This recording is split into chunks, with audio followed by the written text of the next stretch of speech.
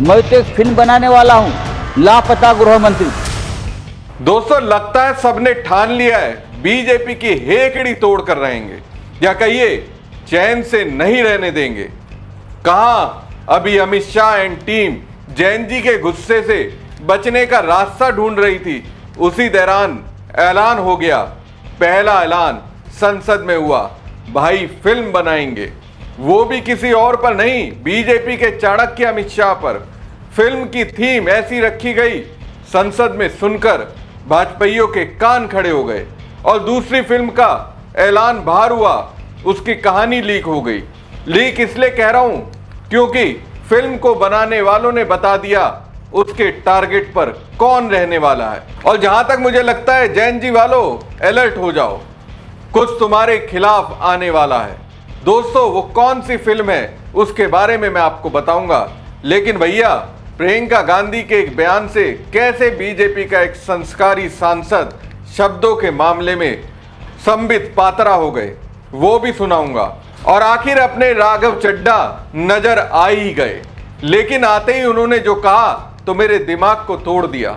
नमस्कार दोस्तों, मैं हूं परवीन सानी। दोस्तों, किसी आंदोलन का इतिहास किताबों में लिखा जाए ये तो आपने कई बार देखा होगा, लेकिन किसी आंदोलन पर फिल्म बनने का ऐलान हो जाए, वो भी तब जब उस आंदोलन की सियासी गूंज अभी तक संसद में सुनाई दे रही हो, ऐसे बहुत कम देखने को मिलता है। जंतर मंतर पर हुए चर्चित कॉकरोच जनता पार्टी के आंदोलन के बाद अब उसकी कहानी बड़े पर्दे तक पहुंचने की तैयारी में है। जयपुर के गोविंद देव भरम ने इस आंदोलन पर एक फीचर फिल्म बनाने का ऐलान किया है। फिल्म का नाम रखा है द एक्सीडेंटल कॉकरोच पार्टी। दावा किया जा रहा है कि ये कोई डॉक्यूमेंट्री नहीं बल्कि बड़े स्तर पर बनने वाली फीचर फिल्म होगी, जिसमें आंदोलन के उन पहलुओं को दिखाया जाएगा जो अब तक आम लोगों की नजरों से दूर रहे। गोविंद देव भरम इस फिल्म की स्क्रिप्ट खुद लिख रहे हैं। फिलहाल मुंबई में निर्माता और निर्देशक से बातचीत चल रही है। उनका कहना है कि नीट पेपर लीक से प्रभावित छात्रों की मांगे पूरी तरह जायज थी, लेकिन उनके मुताबिक इस आंदोलन के पीछे कुछ ऐसी राजनीतिक परतें भी थी जिन पर अब तक खुलकर चर्चा नहीं हुई। उनका दावा है कि फिल्म उन्हीं सवालों और कथित सियासी साजिशों को सामने लाने की कोशिश करेगी। अब दोस्तों, गोविंद देव तारीफ के साथ लेकिन जोड़ रहे हैं, लेकिन इस लेकिन का संकेत कुछ और निकलता है। जैसे जैन जी की तारीफ के बहाने वो सत्ता पक्ष की राजनीति को सूट करने वाले रास्ते पर ले जा सकते हैं। खैर, बताया जा रहा है कि फिल्म का टाइटल रजिस्टर्ड कराया जा चुका है। करीब 20 करोड़ रुपए के बजट वाली इस फिल्म की स्क्रिप्ट अंतिम चरण में है और अगर सब कुछ योजना के मुताबिक रहा तो साल 2027 में ये सिनेमाघरों में रिलीज हो सकती है। यानी जिस आंदोलन में पहले सोशल मीडिया पर बहस छेड़ी, फिर सड़कों पर लाखों युवाओं को जोड़ा और उसके बाद संसद तक पहुंच गया, अब वही आंदोलन सिल्वर स्क्रीन पर भी दस्तक देने जा रहा है। लेकिन कहानी यहीं खत्म नहीं होती।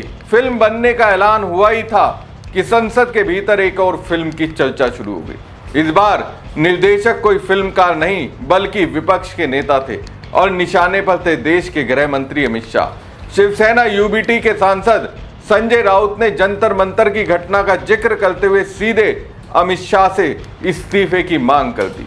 उन्होंने आरोप लगाया कि शांतिपूर्ण प्रदर्शन कर रहे छात्रों के साथ जिस तरीके का व्यवहार हुआ उसकी जवाबदेही गृह मंत्री की बनती है। लेकिन सबसे ज्यादा चर्चा उनके उस तंज की हुई जिसने पूरे सदन का ध्यान अपनी ओर खींच लिया। संजय राउत ने कहा, कुछ समय पहले लापता लेडीज नाम की एक फिल्म आई थी, अब मैं एक नई फिल्म बनाना चाहता हूं, लापता गृह मंत्री। इमरजेंसी की बात होती है हमेशा। यहाँ इमरजेंसी की जो शुरुआत है छात्र आंदोलन से ही हो गई ना, बिहार में हो गई, बाद में गुजरात में हो गई।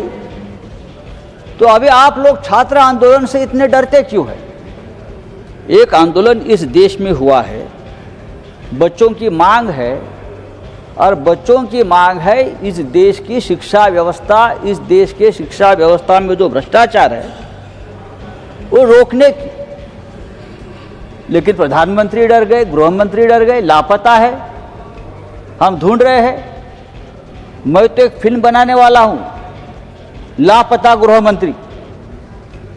बहुत सी फिल्में बनती है, कहाँ है गृह मंत्री? बार बार जो हर बात पर बयान देते हैं, हर बात का क्रेडिट लेते हैं, लेकिन इतना बड़ा आंदोलन हो गया, इतना बड़ा लाठीचार्ज बच्चों पर हो गया, पैलेट गन चल गई, लेकिन गृह मंत्री का एक बयान तक नहीं आया है।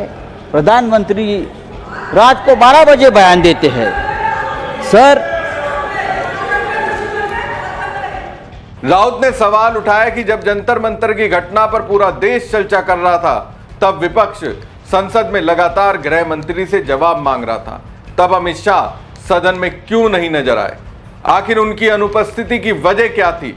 यानी अब आंदोलन केवल सड़क तक सीमित नहीं रहा, इसकी कहानी संसद में भी लिखी जा रही है और अब सिनेमा भी उसी कहानी का हिस्सा बनने जा रहा है। लेकिन इसी बहस के बीच संसद में एक ऐसा बयान आया जिसने पूरे राजनीतिक विमर्श का विषय ही बदल दिया। बात पहुंच गई गोमूत्र, विज्ञान, पेटेंट और भारतीय ज्ञान परंपरा तक, और आमने सामने थे प्रियंका गांधी और भाजपा के तेज तर्रार सांसद सुधांशु त्रिवेदी। अध्यक्ष महोदय, आदरणीय प्रधानमंत्री महोदय जी को आपके माध्यम से मैं कहना चाहती हूं कि शायद उन्हें अपने सलाहकार बदलने चाहिए। वे असलियत से एकदम टूट चुके हैं। नई नई कमेटियां बनाने से काम नहीं चलेगा। उनका अध्यक्ष चाहे कोई भी हो। राधा कृष्ण कमेटी भी व्यवस्था में सुधार लाने के लिए बनी थी, आज तक उसकी एक सिफारिश लागू नहीं हुई है। और इस नई कमेटी में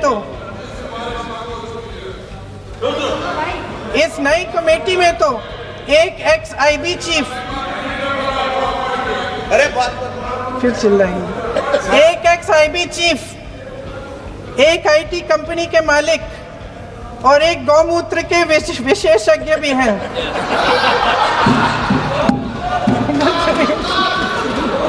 तो सच है क्या? इन्हें शिक्षा के बारे में क्या पता जी? सच है। आप आज मेरे से नाराज हो रहे हैं। मन मुस्कुरा लीजिए। तो आपने भी चुनाव लड़ा।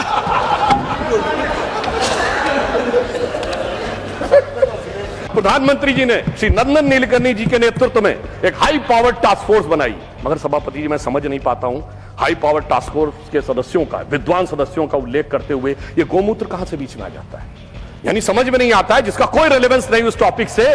तो मैं बताना चाहता हूं, जिनको गोमूत्र की भी समस्या है तो मैं उन्हें बताना चाहता हूं, गोमूत्र का anti bacterial, anti fungal, medicinal value के लिए यूएस में पेटेंट है and the patent number is 6410059। और गोमूत्र का बायो एनहांसर के रूप में यूएस में साइंटिफिक पेटेंट है 6896907। मगर सर क्या करें, दिमाग में मैकाले मार्क्स का गोबर भरा हुआ है, तो उन्हें कहां से समझ में आएगा? सर अगर यह आत्मविश्वास होता, जैसे प्रधानमंत्री जी ने all India institute of Ayurvedic science में बनाया, ये 50 साल पहले बन गया होता, तो सभापति महोदय हमें हल्दी, नीम और तुलसी के पेटेंट के लिए लड़ाई नहीं करनी होती, हम आज लीडर बन के खड़े होते। मगर क्या बताएं, ये विज्ञान में पश्चिम के अंधभक्त हैं और उस अंधभक्ति की कीमत इस देश ने चुकाई, मगर प्रधानमंत्री जी ने आकर उसको एक नई राह दिखाई है। अब देखिए गोमूत्र वाले मैटर पर प्रियंका गांधी के दावे को सुधांशु त्रिवेदी कौन सा रूप दे रहे हैं। प्रियंका ने आईआईटी मद्रास के प्रोफेसर वी कामकोटी को गोमूत्र विशेषज्ञ बताया। अब अगर गोमूत्र बीजेपी के लिए पवित्र और उपयोगी है तो उस पर सुधांशु को क्यों गुस्सा होना चाहिए? गुस्सा भी ऐसा कि कह दिया प्रियंका गांधी के दिमाग में मैकाले का गोबर भरा हुआ है और इतना सफाई देने की जरूरत ही क्यों पड़े? जो चीज उपयोगी होती है दोस्तों, क्या उसे बताने की जरूरत होती है? मुझे तो नहीं लगता। यह अपने आप में बीजेपी की खिसियाट है। वो कहावत है, खिसियानी बिल्ली खंबा नोचे। बीजेपी सांसद सुधांशु त्रिवेदी वही कर रहे हैं। अब दोस्तों राघव चड्ढा का ये बयान सुनिए। I'll just take one more minute. Sir अंत में मैं अपने वेल विशर्स को भी कुछ कहना चाहूंगा, जो पिछले कुछ समय से मुझे कह रहे थे कि राघव आप नीट के इशू पर कब बोलोगे, आपको हम सुनना चाहते हैं। मैं बड़ी हम्बली कहना चाहता हूं सर, जब मैं ऑपोजिशन में बैठता था तब सवाल मेरा हथियार था, आज मैं ट्रेजरी बेंचेस पर बैठता हूं, आज सोल्यूशन मेरी जिम्मेदारी है। मैं भी रोज कैमरे के सामने आकर साउंड बाइट दे सकता था, लेकिन मुझे हेडलाइन नहीं सर, मुझे आउटकम चाहिए। और जब मैं ऑपोजिशन में था तब मेरा काम इशू रेस करना और सवाल उठाना था, और पूरा सदन, और आप जानते हैं मैंने वो काम पूरी ईमानदारी से किया। लेकिन आज मेरा रोल कैमरा के सामने अटेंडेंस लगाने का नहीं है, मेरा role is my focus is to fix the system. इसीलिए मैंने अपने आप से एक वादा किया, I made a promise to myself कि मैं इस मुद्दे पर पार्लियामेंट में बोलूंगा, और उस दिन बोलूंगा जिस दिन हम प्रॉब्लम सॉल्व कर रहे होंगे, सोल्यूशन लेकर आएंगे, when the system is getting fixed. And today is that historic day when the system is getting fixed. और सर बिकॉज आज जो रिफॉर्म दोस्तों, राघव चड्ढा का यह बयान सोशल मीडिया में चर्चा का विषय बना हुआ है। उन्होंने कहा, जब मैं विपक्ष में था सवाल मेरा हथियार था, अब मैं ट्रेजरी बेंच पर हूं इसलिए समाधान देना मेरी जिम्मेदारी है। अब जरा इस तर्क को समझने की कोशिश कीजिए, क्योंकि जितना मैंने समझने की कोशिश की उतना ही कंफ्यूज होता गया। मतलब विपक्ष में रहो तो सवाल पूछो और सत्ता के साथ आ जाओ तो सवाल पूछना बंद कर दो। अरे भैया, अगर सत्ता में बैठे लोग सवाल ही नहीं पूछेंगे तो उन्हें पता कैसे चलेगा कि गड़बड़ी कहाँ है? क्या समाधान आसमान से टपकेगा? बिना सवाल के समाधान ढूंढना तो ऐसा है जैसे डॉक्टर बिना जांच किए दवा लिख दे और कहे इलाज हो जाएगा, भरोसा रखिए। वैसे भी हर बड़ा समाधान एक छोटे से सवाल से ही शुरू होता है। अगर न्यूटन ने यह सवाल ही ना पूछा होता कि सेब नीचे क्यों गिरा, ऊपर क्यों नहीं गया, तो शायद ग्रेविटी का सिद्धांत भी इतनी जल्दी दुनिया के सामने नहीं आता। तो क्या अब सत्ता में आने के बाद सवाल पूछना अनुशासनहीनता माना जाएगा, या फिर सवाल पूछने का लाइसेंस सिर्फ विपक्ष के पास रहेगा? राघव चड्ढा की बात सुनकर तो ऐसा लग रहा है जैसे राजनीति में भी नई नौकरी का नियम आ गया हो। ज्वाइनिंग लेटर मिलते ही सवाल जमा करा दीजिए, अब सिर्फ समाधान दीजिए। लेकिन जनाब, समाधान देने से पहले समस्या को पहचानना पड़ता है, और समस्या को पहचानने के लिए सवाल पूछना पड़ता है। इसलिए सवाल और समाधान दुश्मन नहीं, बल्कि एक ही सिक्के के दो पहलू हैं। अब राघव चड्ढा का बयान राजनीतिक दर्शन है या सत्ता की नई शब्दावली, इसका फैसला आप खुद कीजिए। हमारी खबर आपको कैसी लगी कमेंट बॉक्स में कमेंट करके जरूर बताएं। साथ ही पेज को लाइक और खबर को ज़्यादा से ज़्यादा शेयर कीजिएगा। धन्यवाद।